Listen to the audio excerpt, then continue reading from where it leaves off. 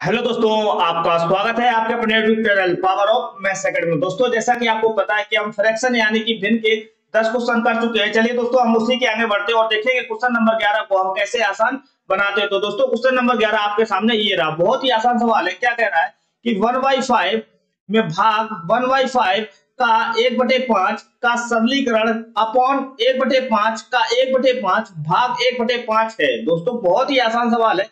आपको क्या करना है, आप जब भी सिंप्लीफिकेशन के नंबर को सॉल्व कर रहे हो ना, तो आपको एक चीज ध्यान रखना पड़ेगा कि बोर्ड मास का नियम।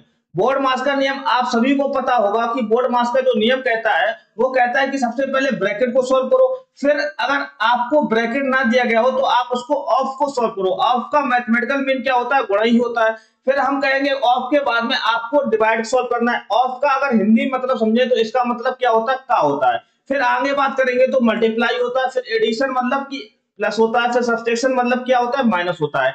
आपको सबसे पहले ब्रैकेट सॉल्व करना है अगर ब्रैकेट दिया गया है तो। फिर उसके बाद ऑफ, फिर डिवाइड, फिर मल्टीप्लिकेशन, फिर एडिशन, फिर सब्सट्रैक्शन। कहने का मतलब ये हुआ ऊपर से नीचे की ओर चलता है हमारा बोर्ड मास का नियम। अब इस सवाल को देखो ध्यान से, इसमें देखो का दे रखा है ना। का मतलब क्या होता है? मल्टीप्लाई। हमें सबसे पहले मल्टीप्लाई को सॉल्व करना पड़ेगा, फिर उसके बाद में भाग को सॉल्व करेंगे।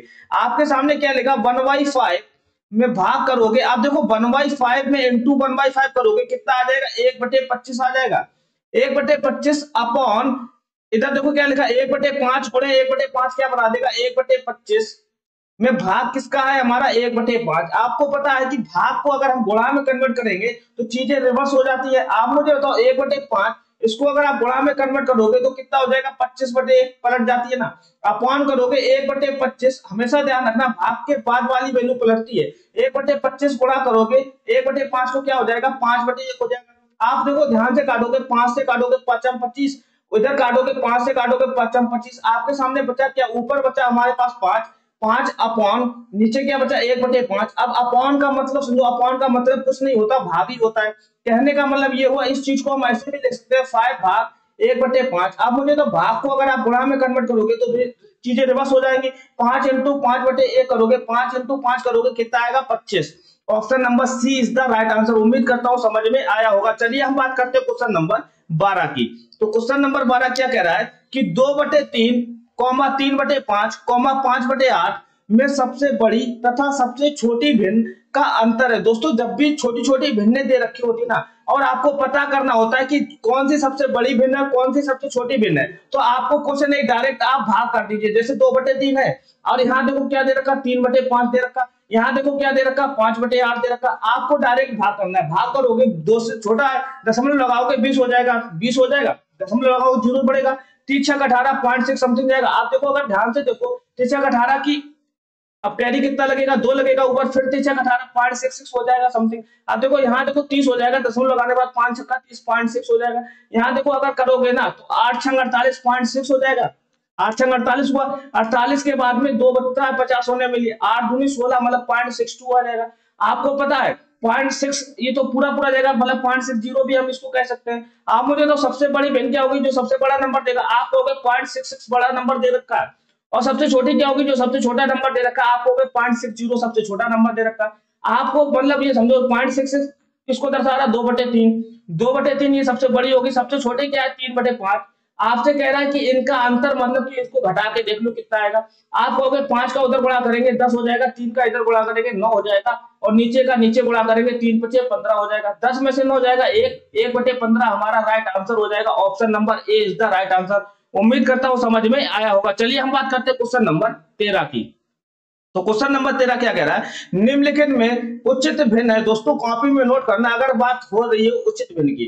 तो उचित भिन्न क्या होता है? सबसे आसान कॉन्सेप्ट है उचित भिन्न को अगर आपको देखना है ना कौन सी उचित भिन्न है, तो हमेशा ये देख लीजिए उचित भिन्न जो होता है उसका जो हर होता है वो अंश से बड़ा होता है। कहने का मतलब ये हुआ कि अंश हमेशा छोटा होता है हर से, समझे? या हम कहें कि इसका हर जो होता है वो हमेशा बड़ा होता है। आप देखोगे इसका देखो हर क्या है? 4, अंश क्या है? 5। यहाँ देखो हर छोटा है तो ये उचित भिन्न नहीं है। यहाँ देखो हर 3 है, छोटा है अंश से, ये भी उचित भिन्न नहीं है। ये देखो 2 1 सही है, 1/2 क्या है? 2 एकम 2 और 1 3/2 है। आप कहोगे इसका जो हर है वो अंश से छोटा है, ये भी उचित भिन्न नहीं होगी।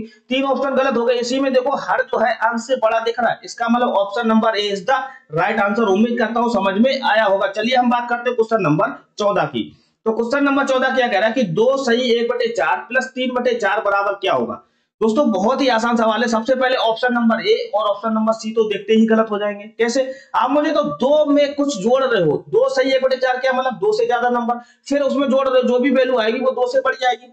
आप इसको काट के देखोगे दशमलव होगा 50 हो जाएगा। ऐसे काट लो ना, अगर करोगे 4 एकम 4, फिर एक बचेगा, दशमलव लगाओगे 10 हो जाएगा, 4 दूनी 8, 1.2 समथिंग आएगा। देखो 2 से बड़ी होनी चाहिए, 2 से छोटी नहीं होनी चाहिए। ये देखो 2 से ये तो एक ही से छोटी है ना, ए और सी तो डायरेक्ट गलत हो जाएंगे। अब अगर ध्यान से देखोगे, इसको देखो ध्यान से, अब अगर मैं 3 ऑप्शन भी गलत कर सकता था, लेकिन अभी देखना 2 ऑप्शन बचे। आप मुझे तो 2 सही 1/4 क्या, 4 दूनी 8, 1 9/4 है।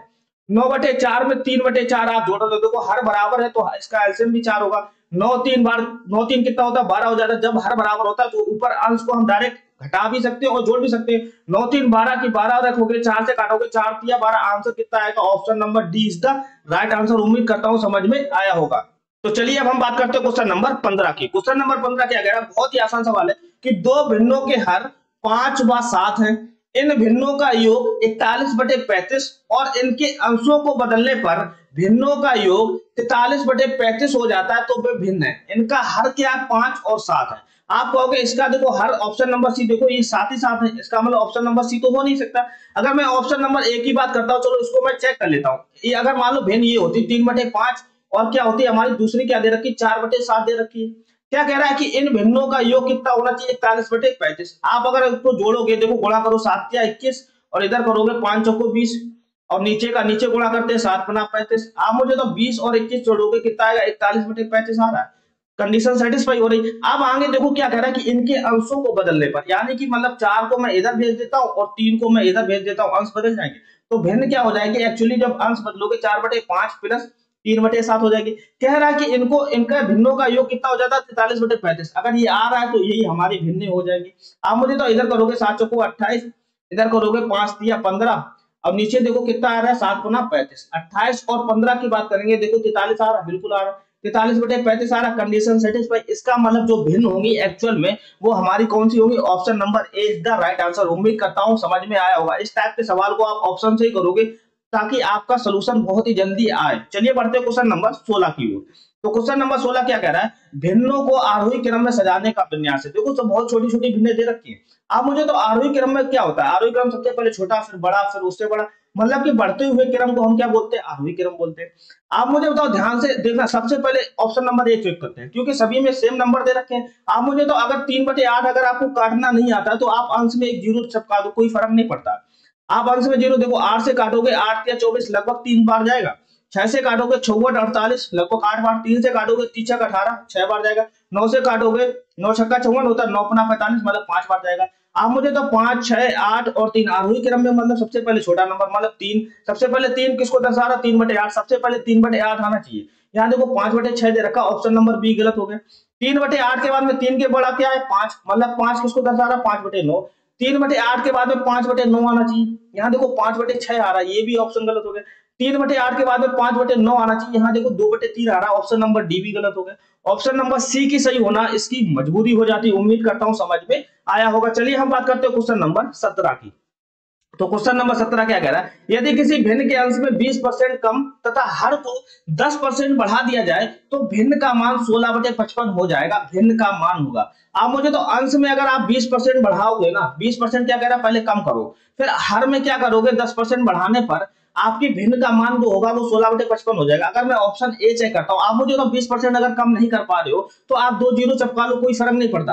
आप कहोगे कि 200/500 अगर मैं करूंगा तो ये बात बराबरी है, ये क्या लिख कर आएगा? 2/5 ही लिख के आएगा। आप मुझे तो 200/500 कर दो, कोई फर्क। अब मुझे तो 200 में अगर आप 20% कम करोगे, 200 का 20% क्या होता है? 40, 20 दूनी 40 होता है। परसेंट आपको निकालना पड़ेगा। 200 का अगर आप 20% लगाओगे, परसेंट हटाओगे, 100 से भाग करोगे, 2 जीरो खत्म, 20 × 2 क्या होगा? 40। मतलब कि 40 कम करने पर 200 में जब 40 कम करोगे कितना आएगा? 160। अब 500 में क्या कह रहा है? 10% बढ़ा दो। 500 का 10% कितना होता है? 50 होता है। 500 प्लस 50 करोगे, 550 आ जाएगा। देखो जीरो से जीरो खत्म। देखो भिन्न का मान जो आ रहा है वो कितना आ रहा है? 16/55 आ रहा है। लेकिन हमारे ऑप्शन में भी दे रखा है 16/55 हो जाएगा। इसका मतलब ऑप्शन नंबर ए ही भिन्न का मान होगा। उम्मीद करता हूं समझ में आया होगा। चलिए हम बात करते हैं क्वेश्चन नंबर 18 की। तो क्वेश्चन नंबर 18 क्या कह रहा है? निम्नलिखित में कौन सबसे बड़ी संख्या है? बड़ी संख्या देखनी। आप मुझे तो आप क्या करोगे? एक जीरो बढ़ा दो, अगर कोई दिक्कत हो रही हो, दशमलव में अगर दिक्कत हो रही है 1 जीरो बढ़ा दो। आप 2 से काटोगे देखो कितनी बार कटेगा, 15 बार। 3 से काटोगे, अगर ध्यान से देखो 3 से काटो, 3 एकम 3, एक 4 हुआ, 3 तिरका 9, 13 तिया 48 होता। 6 से काटोगे 6 हुआ 48 होता है। 7 से काटोगे 7 एकम 7, 2 हुआ 20 हुआ, 7 दूनी 14, 12 आया। आप कह रहे हैं सबसे बड़ी संख्या कौन सी होगी? सबसे बड़ी संख्या सबसे बड़ा नंबर होगा, मतलब 15 10 आ रहा। 15 किसको दिखाएगा? 3/2 को, यानी कि मतलब option number C is the right answer. उम्मीद करता हूं समझ में आया होगा। चलिए हम बात करते हैं क्वेश्चन नंबर 19 की। तो क्वेश्चन नंबर 19 क्या कह रहा है कि यदि दो भिन्नों का गुणनफल 14/15 है तथा उनका भागफल 35/24 हो तो इनमें से बड़ी भिन्न क्या है? बहुत ही आसान सवाल। दो भिन्न मान लो x और y, इनका जो गुणनफल है वो कितना है? 14/15 है। ठीक है, आप क्या करें, इनका भागफल यानी कि x अपॉन y बराबर कितना है? 35/24 है। आपको बताना ये कि सबसे बड़ी भिन्न कौन सी होगी। अगर आप ध्यान से देखो 1 और 2 इक्वेशन में अगर मैं इन दोनों का गुणा कर देता हूं तो क्या आएगा? x इंटू वाई, इसमें गुणा करोगे x अपॉन y बराबर क्या निकल कर आएगा? 14/15 इंटू 35/24 निकल कर आएगा। आप मुझे तो ध्यान से y से y कैंसिल, आप कहोगे इधर x इंटू एक्स क्या बना देगा? x square. इधर देखो 5 से काटोगे 5 तिया 15, 5 सते 35, 2 से काटोगे 2 सत्ते 14 और इधर काटोगे 2 एकम 2, 2 दूनी 4, 12 आया। ऊपर देखो 7 इंटू 7 क्या बनाएगा? 49। इधर देखो 12 तिया कितना होता है? 36। अब x की वैल्यू नहीं निकल के आएगी, अंडर रूट लगाओगे 49/36। 49 क्या होता है? 7 का स्क्वायर, और 36 क्या होता है? 6 का स्क्वायर। मतलब बाहर जो आएगा वो कितना आएगा? 7/6 आएगी। मतलब x की वैल्यू अगर 7/6 है, आप मुझे तो y की वैल्यू क्या होगी? आप कहोगे x इंटू वाई बराबर क्या है हमारा? 14/15 है। आप कहोगे x की वैल्यू कितनी है? 7/6 इंटू वाई करोगे 14/15 करोगे। आप मुझे तो बहुत ध्यान से देखो, 7 से काटोगे 7 दूनी 14, 3 से काटोगे 3/15, 3 दूनी 6। अब 2 को इधर भेज दोगे तो y की वैल्यू जो आएगी वो क्या आएगी? 2 दूनी 4 होता है अपॉन 5। अब मुझे तो x की वैल्यू 7/6 और y की वैल्यू 4/5। आपको चाहिए सबसे बड़ी भिन्न। आप देखोगे 4/5 क्या है? 1 से छोटी है, क्योंकि इसका हर जो है अंश से बड़ा है। इसका देखो हर जो है अगर अंश से छोटा है तो ये हमेशा वैल्यू 1 से बड़ी होती है, 1 से बड़ी होती है, ये चीज ध्यान रखना। इसका मतलब जो बड़ी भिन्न होगी वो क्या होगी? 7/6। Option number B is the right answer. उम्मीद करता हूं समझ में आया होगा। चलिए हम बात करते हैं क्वेश्चन नंबर 20 की। तो क्वेश्चन नंबर 20 क्या कह रहा है? निम्नांकित में से कौन सा कथन सत्य है? दोस्तों जब भी इस टाइप के नंबर दे रखे हो, किसी की पावर दे रखा हो अपॉन में, तो आपको कुछ नहीं करना, इनकी पावर का एलसीएम लेना। 3 और 2 का एलसीएम कितना होता है? 6। इसका एलसीएम का गुणा कर दो 6, क्योंकि पावर को हम एक फिक्स नंबर में बना सकते हैं। क्योंकि आप देखो ध्यान से 6 2 3 6, यहाँ करोगे 3 दूनी 6। आप कहोगे 1/2 की पावर जो निकल कर आई वो 3 आई, और 1/6 1/3 की पावर जो निकल कर आई वो 2 आई। 1/2 की पावर 3 क्या होती? 2 दूनी 4 दूनी 8, 1/8 होता है। 1/3 की पावर क्या होती? 1 3 तिरका 9, मतलब 9 होता है। आपको देखना है कि 1/8 बड़ा है कि 1/9। आप कहोगे ये दोनों बराबर तो होंगे नहीं, इसका मतलब ऑप्शन नंबर सी गलत हो जाएगा। आप देखो कौन सा बड़ा है। आप कहोगे बड़ा देखने के लिए मैंने बताया था कॉन्सेप्ट, तेरे गुणा कर दो, इधर 9 इंटू 1 बनाएगा 9, 8 1 1 बनाएगा 8 बनाएगा। आप देखो कौन बड़ा है? 9 बड़ा है। 9 देखो कौन सी भिन्न दर्शा रहा है? 1/8। इसका मतलब 1/8 जो है वो बड़ा है। इसका मतलब सिंबल जो आएगा वो इस साइड लगा होना चाहिए 1/8 की ओर, और 1/8 किसको दर्शा रहा है? 1/2 की पावर 3 को। अगर ध्यान से देखो 1/2 की पावर 3 को दर्शा रहा है, और ये कहां से निकल कर आया? अगर आप ध्यान से देखोगे 1/2 की पावर 1/2 से निकल कर आया, मतलब कि 1/2 की पावर 1/2 की तरफ मुंह होना चाहिए। मुंह देखो इधर होना चाहिए। इसका मतलब ऑप्शन नंबर ए में ही ऐसी पॉसिबिलिटी है। उम्मीद करता हूं दोस्तों आज के 10 सवालों का सेट आपको बहुत ही अच्छा लगा होगा। दोस्तों अगर ये सेशन पसंद आया हो तो please like share and comment जरूर कर देना। चलिए दोस्तों मिलते हैं फिर नेक्स्ट सेशन में, तब तक के लिए दोस्तों जय हिंद दोस्तों।